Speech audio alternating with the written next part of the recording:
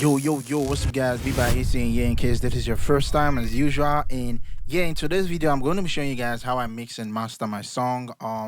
Yeah, someone asked me to do this after I posted my previous video, which if you haven't watched it, I think you should go and watch it because I taught you guys how to like arrange your beats and all that. So today I'm going to be showing you guys how I mix and master my song. Hopefully you learn one or two things. So without wasting much time, let's get straight into the video. And if you see, the first thing I always do when I try to mix is to make sure that I group my section. I group them into sections. Like the drums have they are grouped into one session, the instrument as well, the SFX and the audio as well. You can see even the backup, and I was supposed to rename this but I didn't rename it, but yeah, it's good to rename that. So, and if you see, I'm using some color codes to like make sure everything is in check. This is going to help you out in the long run to make your workflow really fast, so that when you're looking for something you can just quickly look for it. And another thing I also do is to make sure that I rename, and I didn't do this here for some reasons, I don't know.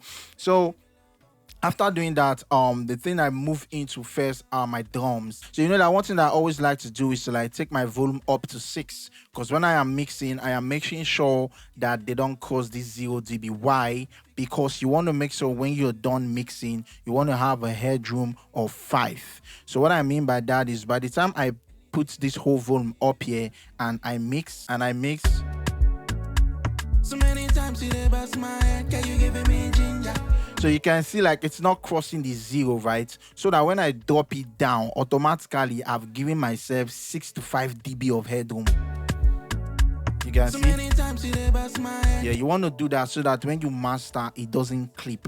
I hope you understand what I just said. You want to make sure that you raise your volume up. That is my own technique though, so I can get 5 to 6 dB of headroom for my mix, so that I can have enough room to master.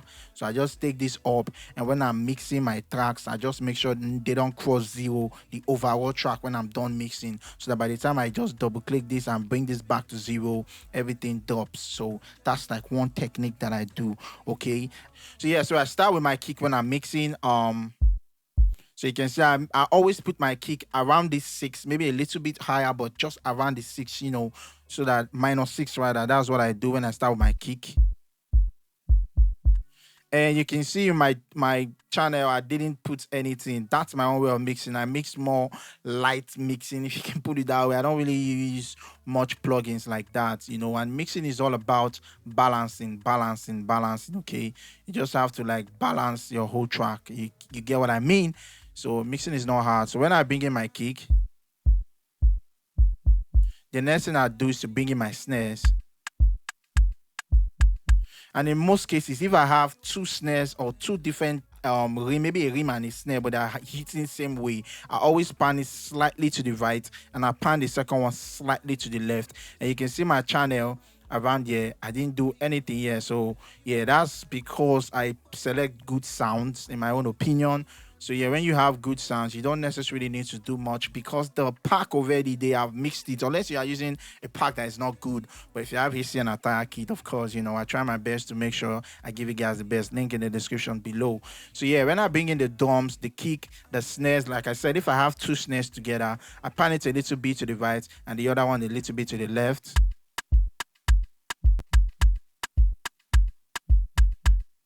So after doing that, the next thing I do is to bring in another sound.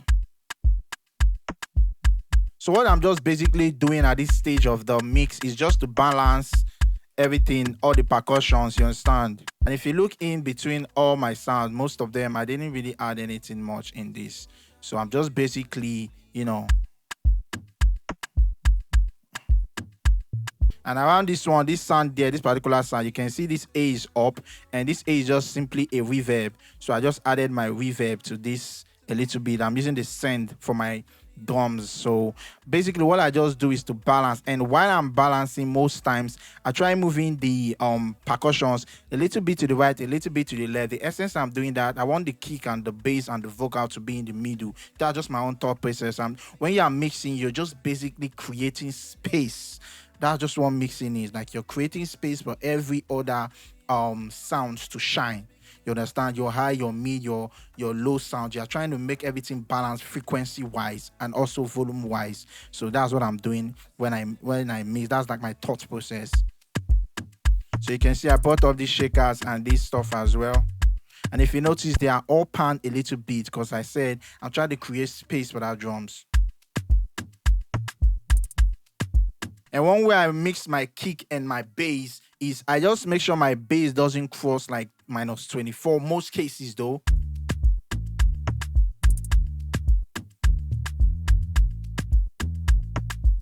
Most cases, that's just what I do. Sometimes I play my bass and I don't quantize it. That's like another way of sidechaining because there's a slight shift when you don't quantize your bass. You understand? Because the kick is hitting, the kick is quantized, so it's definitely hitting one, but the bass is slightly shifted, so it's not going to be clashing. I do that sometimes, but in this case I sidechain and I'm just basically using my compressor. I just dragging my compressor down, click on the sidechain, and you want to select your kick.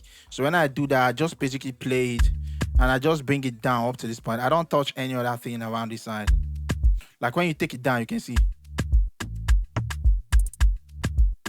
So sidechain is just basically making the kick to punch. When immediately the kick comes in and docks, the bass pops up. So that's just basically what sidechaining is.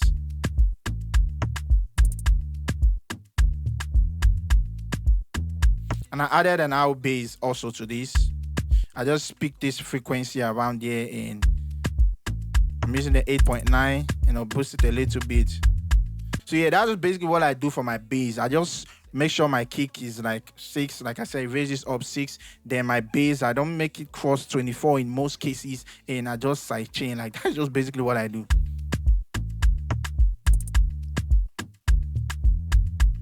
So yeah, you can see, like I said, mixing is just basically balancing.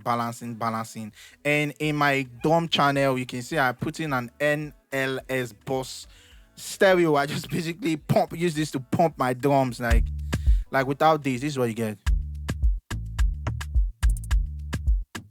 But see the difference?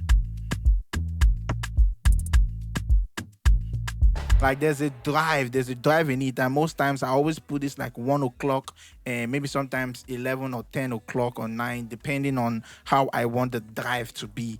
Or maybe I'll do a special video and explain what this actually is. If you want that, please comment in the section below. And that's just basically what I do for my NLS Boss channel for my drums. And I just scroll down, and what I now do is to start bringing in the guitars.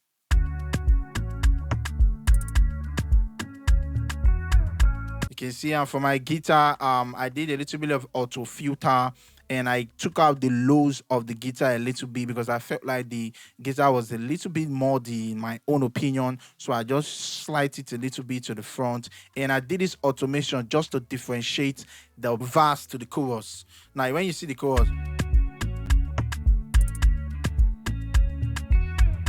you see it's more open in the chorus, but in the verses it ducks. Like there's a little bit of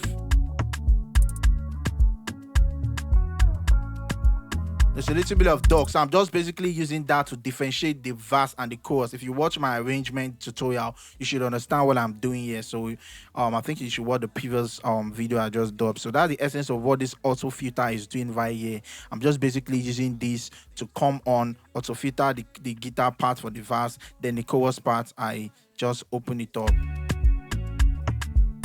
You can see I put it off, and how do you do that is just simply come to this light button, right click and show automation. In my case, if you want immediately you show automation, you can just click on the knob and you can see it is on around there, it is off around there, it is on around here, it is off around the chorus part and on in the verse part.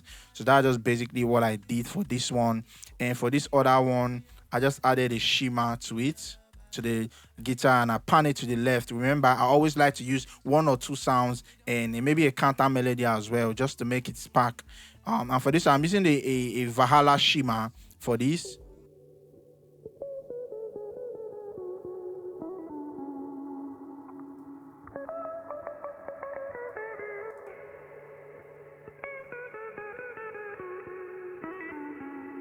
Now that is what I'm going for, and I took off the high end of this of the guitar as well, because that was what I was actually trying to achieve. And for the other one, I didn't add anything. This one just sounds like.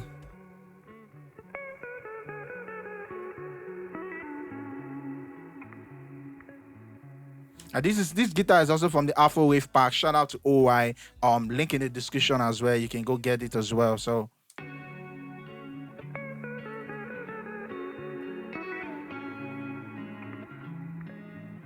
after doing that, I needed another sound, so I added this sound from Game Boy, and I pan it a little bit to the right, and I balance it. Like I said, mixing is all about balancing. So like if you notice around this side, I took off the low because it was muddy, and I brought up the high. So I didn't want this guitar and this guitar to clash in that high frequency part. So I took off the high of this one. That is still what I'm talking about, frequencies. When you are mixing, you're trying to balance both the frequency and both in volume. Okay, please, if you need more tutorial on mixing, let me know. I'm going to do more videos so that you guys can understand more of what I'm saying. And yeah, for this particular sound that I brought in from Game Boy, what I did here was to add in a sound from Crystallizer. I'm going to switch it off so you hear what it sounds like without the sound.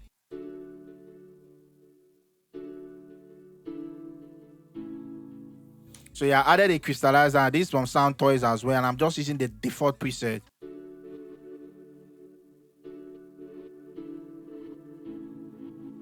So I also didn't want this to clash with the guitars also, so I had to cut a little bit.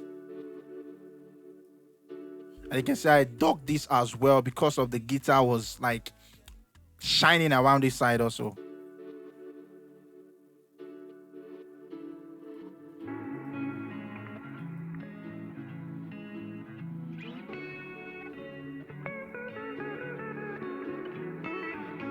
So that was basically what I did around this side. And for these other parts of the piano,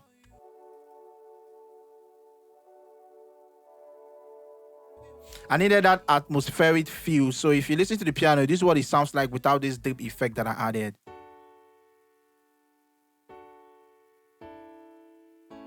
So I added it.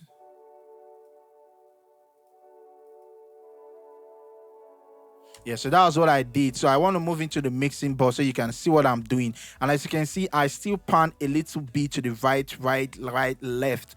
And this was in the middle. In some situation, I can pan it a little bit to the right, but I feel maybe I liked how it was sounding here. I like panning a little bit to the right, a little bit to the left, because like I said, I always want my kick, my bass, and my vocal to be in the middle. And that is how I do my own mix. Like I said, mixing is subjective. There's no right or wrong way of mixing. You just keep mixing till you get better. And what I just basically did around here was to like balance the whole sounds. So let's go to the chorus parts, and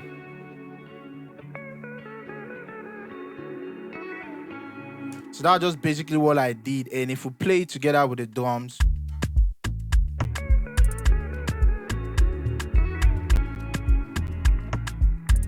you can see that's just basically what I did for the drums and the instruments. So you see, like I do mostly light mixing. I don't really do much in my mix actually. Yeah, because man, I don't know, just my own style. So that's just basically what that is all about. And if you notice, I grouped the whole track, the guitar and the drums, because I wanted to make an effect, like an underwater effect. So yeah, if you realize around this side,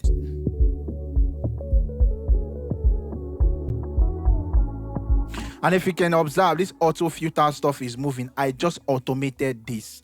Now, how did I do this? I make sure that every no track around here is armed. So when I did that and made sure of that, I just quickly click on the record. I drag in my auto filter. Let's say we want to do a new one of this that I just did now. So I just basically, let's take this off and let me show you guys what I did. So I just basically went to the EQ, I brought in an auto filter, I took it up to this point that I wanted it, up to this point. So I made sure that nothing was armed. Then I click on my record, then I held this and I started moving backward.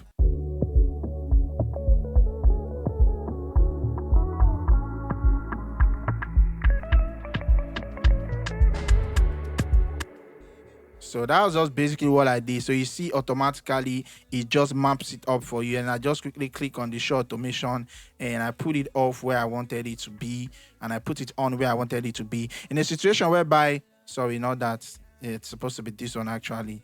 So I put it down, put it up. So that's just what it is. And in a situation whereby you are trying to do some automation and you notice that you cannot really hear them happening, make sure you put this stuff is on.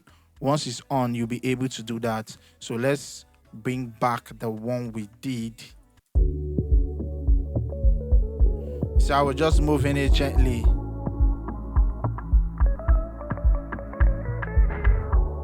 So I took it back again and I started opening it again. That's just me moving with my mouse actually.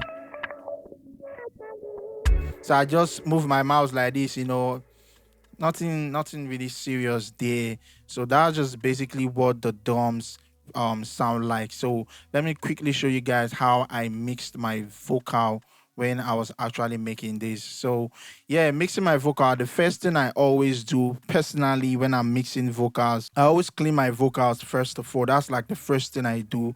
And as you can see, there's a lot of chop chop chop. I'm basically taking off all the you know, when you're singing, you'll be doing so I just go into the vocal, and I try to clean it up and just basically highlight. Let's say this is a sound of that does the sound, for instance. Let's say this is it. So I just basically click this like this and I highlight how the length and Control E, take it off, like delete it, or press O.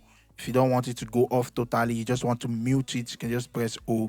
But in my case, I just like to delete it. So that was just basically what I did here, and I added some little fade in, fade out for like how I wanted it to be. If you go in, you can notice some fade in, so that the essence of doing this is so that the vocal doesn't come in really sharp. I want it to be soft when it does that, and also some cases I wanted it to be light when it goes off. So that's like the next thing I do when I am actually mixing my vocal. So yeah, this is still my vocal chain that I always use. Let me mute all of these so that we can go through them one by one. So yeah, the first thing I always put on my vocal chain is my NS1, and I'm just basically using this to take out the background noise, and in this case I put it on 10. Give me your love, anything where you want, can you know say I get that? Yeah, and the next thing I did was adding my waves tune. And this song was on A major, and I just brought the speed to like 3.7 ms and 1.4 s actually. So yeah, the next thing I added was an Vox, and basically what I just used this to actually do. This is a gate, by the way, but I just use this to always bring up my vocals. That is what I do. Like I said, there's no right or wrong way. You can take my technique if you want to. I'm just showing you guys how I mix this vocal. Before, after. So you see, I just use only this button, and I just brought it down, and I brought this back to -3. And the next thing I added was my EQ, of course. And what I'm doing my EQ, after I have cleaned the background noise and I have put in my auto tune to tune in the vocal. In some cases, I can manually tune it first before I use an auto tune. If you've been watching my previous mixing tutorial, then after doing that, I add in an voice to bring up the vocal a little bit.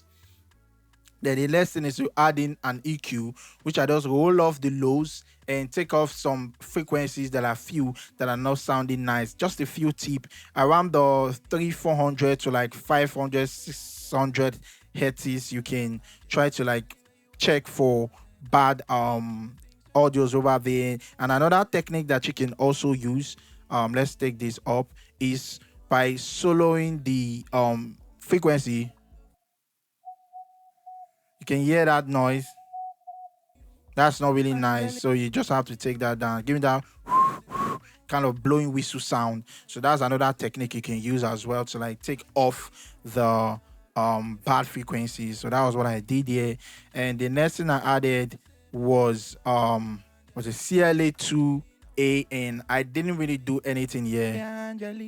Angelina, baby, give me love, oh Angeli. So I just basically dropped this. I didn't really touch anything yet. This is like a compressor, an analog compressor, And so you see my mixing changes. Sometimes I use our compressor, but for this particular one, for some reasons, I dropped this and I liked how it was sounding and I didn't bother touching it anymore. And also what I use for parallel compressing on almost all my mix is my CLA vocal.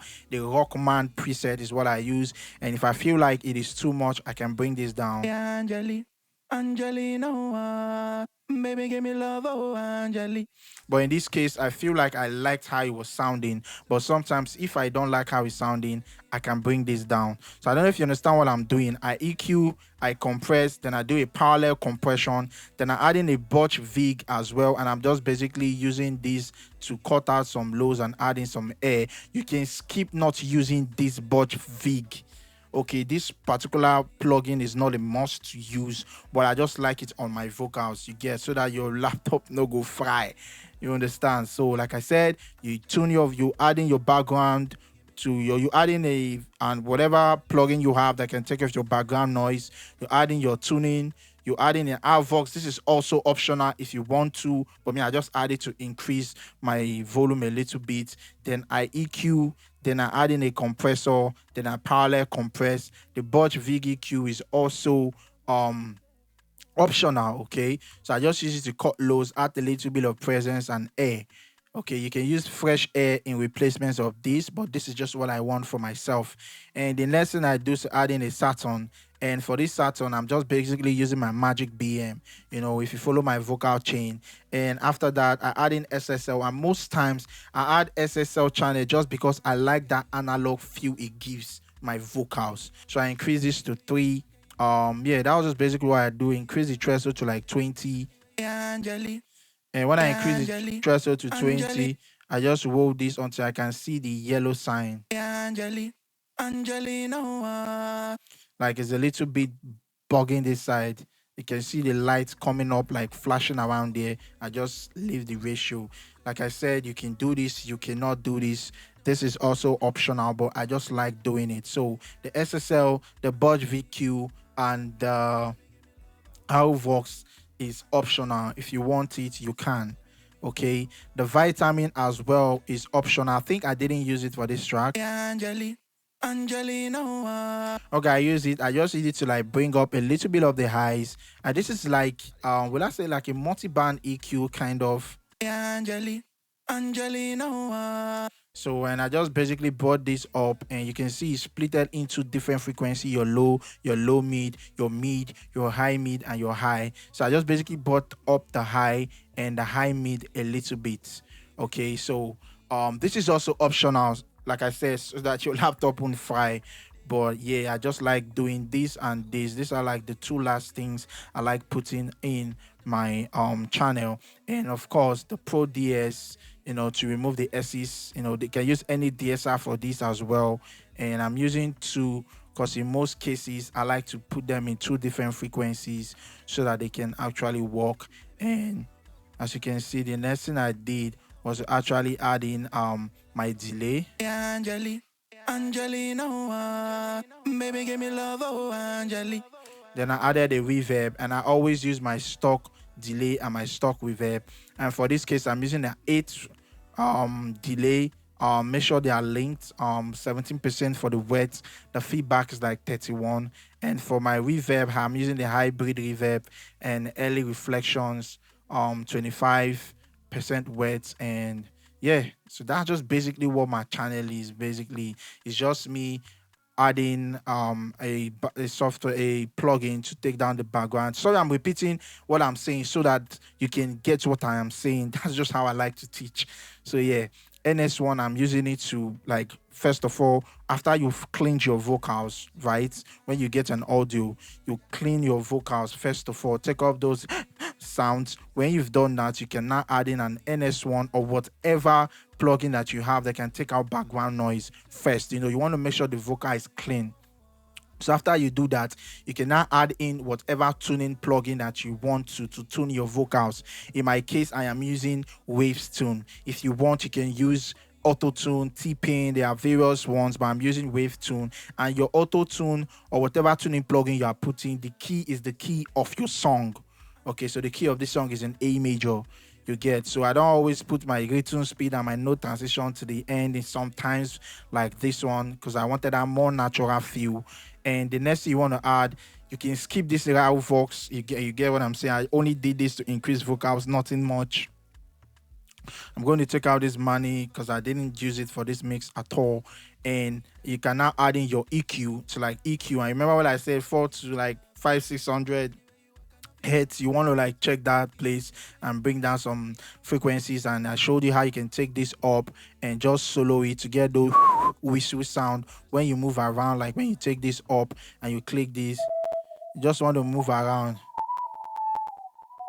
And when you get those things, you can just bring it down. Okay, and the next thing I do is add in a CLA. This is a compressor.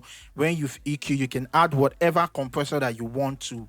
In this particular mix, I dropped in the CLA 2A, and I liked how it sounded without me doing anything for some reasons. So I just left it that way, right?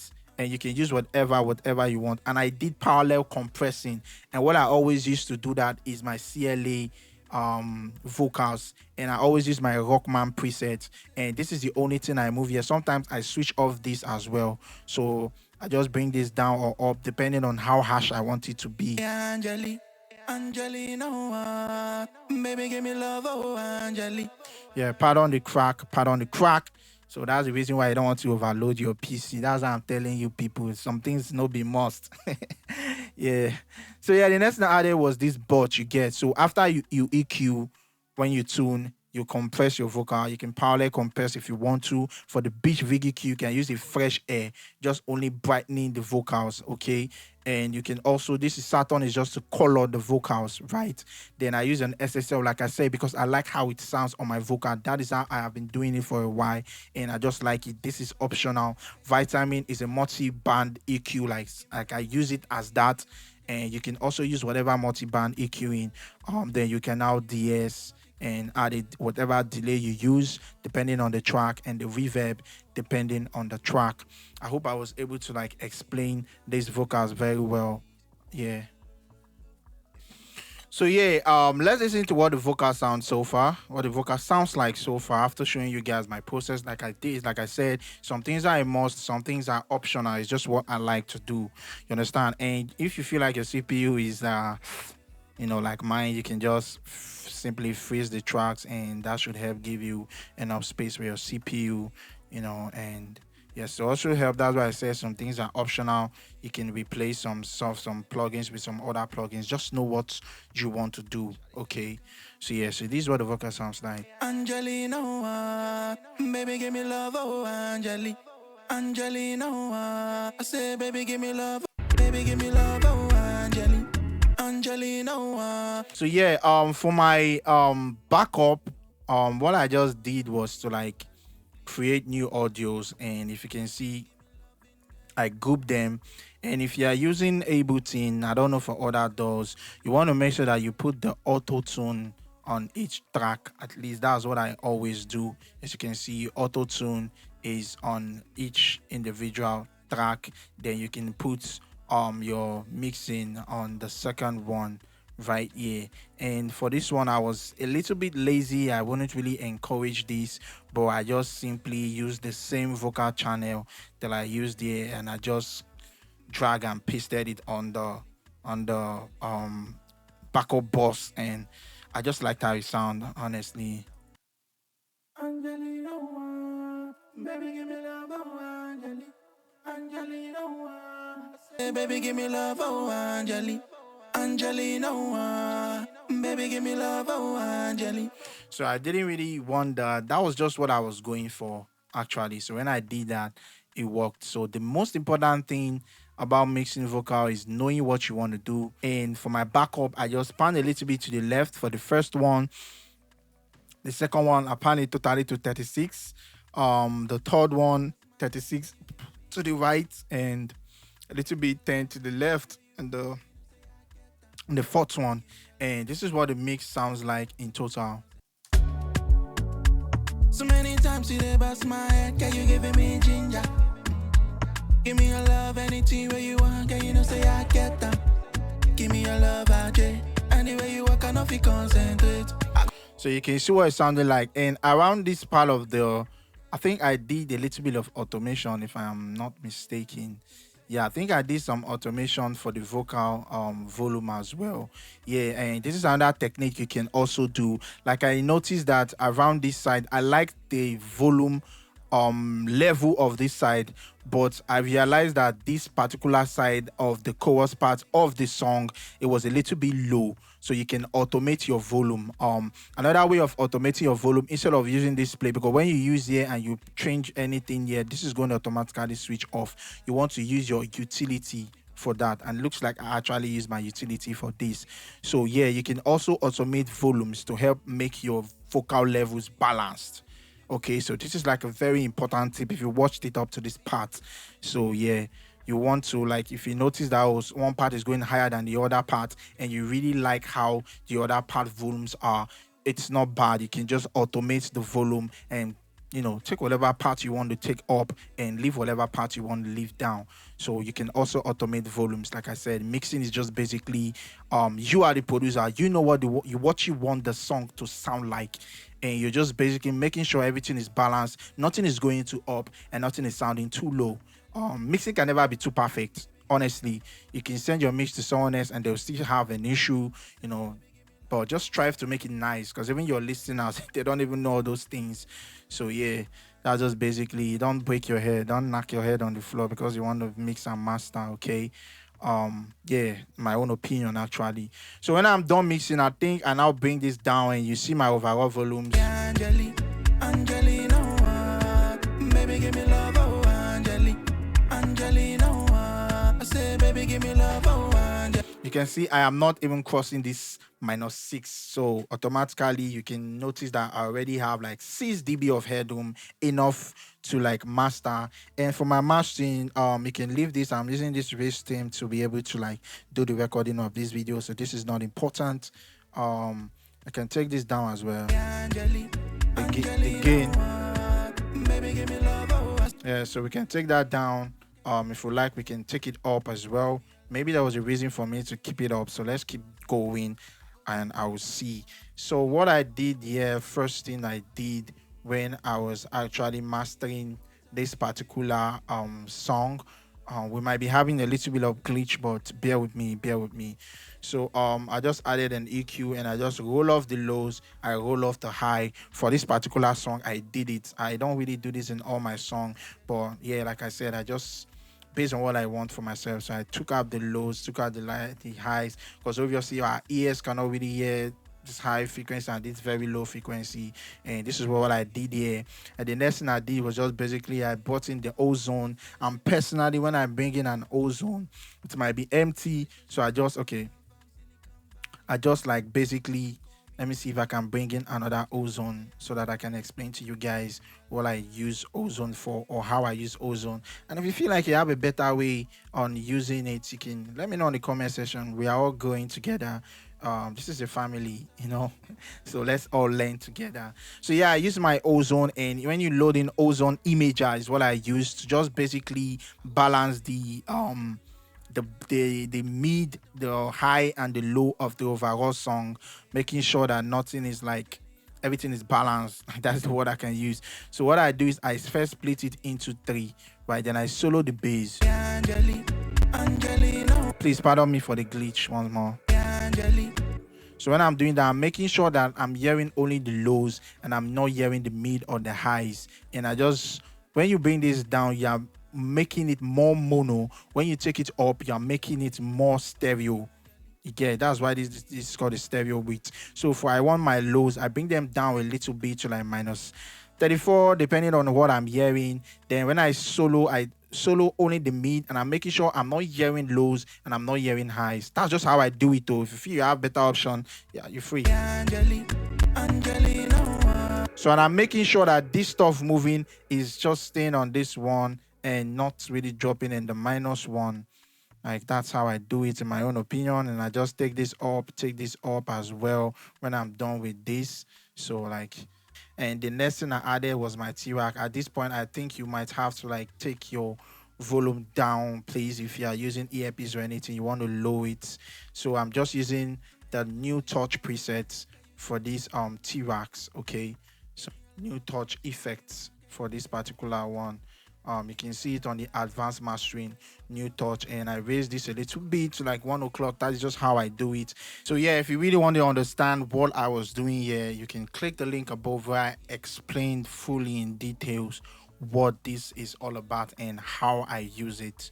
But for this particular one, the settings is on 3.1, the air, the body, the push is like the compressor, the width, the stereo, the volume, the height, the bass punch, analog like warmth, feel, and transient, how sharp you want everything to sound. But I went in depth on this particular stuff.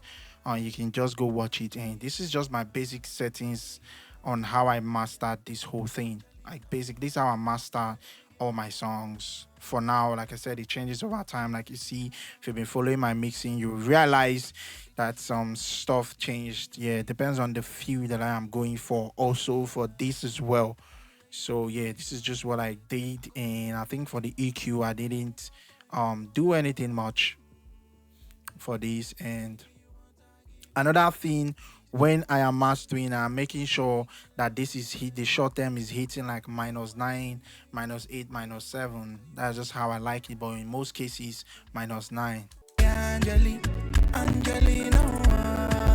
Baby, give me love, so -9, -6, -7. Pardon the clipping is because my OBS is on for some reasons, and yeah, but I just make sure the short term is like -7, long term -8. But I'm just looking at -7, -8, -9 is okay for me.